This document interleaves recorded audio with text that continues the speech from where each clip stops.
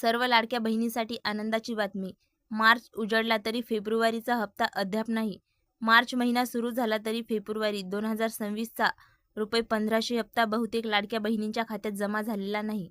जानेवारीचा हप्ता फेब्रुवारीच्या शेवटी आला, पण फेब्रुवारीचा रखडला आहे. फेब्रुवारी-मार्चमध्ये 3000 एकत्र येण्याची शक्यता. अनेक बातम्यांनुसार फेब्रुवारी आणि मार्चचे हप्ते एकत्र ₹3000 म्हणून मार्चमध्ये जमा होऊ शकतात. यापूर्वी असं झालं आहे, पण अधिकृत तारीख अद्याप जाहीर नाही. ई-केवायसी दुरुस्तीची शेवटची मुदत 31 मार्च 2026. चुकीच्या ई-केवायसी उदाहरणार्थ चुकीचा पर्याय निवडला असलेल्या महिलांसाठी दुरुस्तीची संधी 31 मार्चपर्यंत आहे. त्यानंतर लाभ कायमचा बंद होऊ शकतो.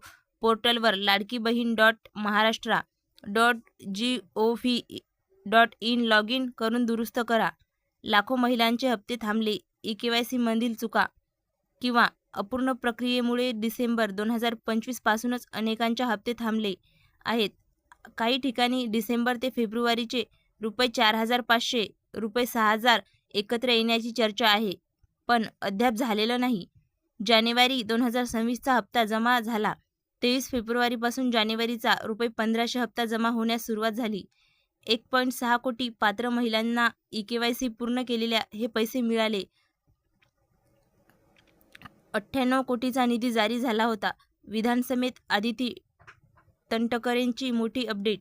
महिला व बालविकास मंत्री आदिती तटकरे यांनी 28 फेब्रुवारीला सांगितलं की ई-केवायसी पूर्ण न झालेल्या किंवा चुकीच्या लाभार्थ्यांना अपात्र ठरवण्यासाठी प्रक्रिया सुरू आहे. पण योजना सुरू राहणार. लाखो अपात्र होण्याची भीती आहे. नागपूर आणि इतर जिल्ह्यात तक्रारी. नागपूरसह जळगाव, उमरे इत्यादी ठिकाणी महिलांनी व महिला बालविकास कार्यालयात धडक देऊन निदर्शन केली. ई-केवायसी पूर्ण असूनही पैसे न येण्याच्या तक्रारी वाढल्या आहेत. योजना बंद होणार नाही, पण ताण आहे. सरकारने योजना सुरू ठेवण्याचं आश्वासन दिलं आहे. मात्र ई-केवायसी नंतर लाभार्थ्यांची संख्या घटली. 2.46 कोटीवरून 1.6 कोटी. बजेट आणि तांत्रिक अडचणीमुळे उशीर होतोय. स्टेटस तपासायचं. लाडकीबहीण.महाराष्ट्र.gov.in वर जा. लॉग इन करा. आधार मोबाईल नंबरने बेनिफिशियरी स्टेटस किंवा पेमेंट हिस्टोरी पहा. ई-केवायसी पूर्ण आहे का तेही चेक करा. हेल्पलाईन 181 किंवा स्थानिक महिला व बालविकास कार्यालयात संपर्क साधा.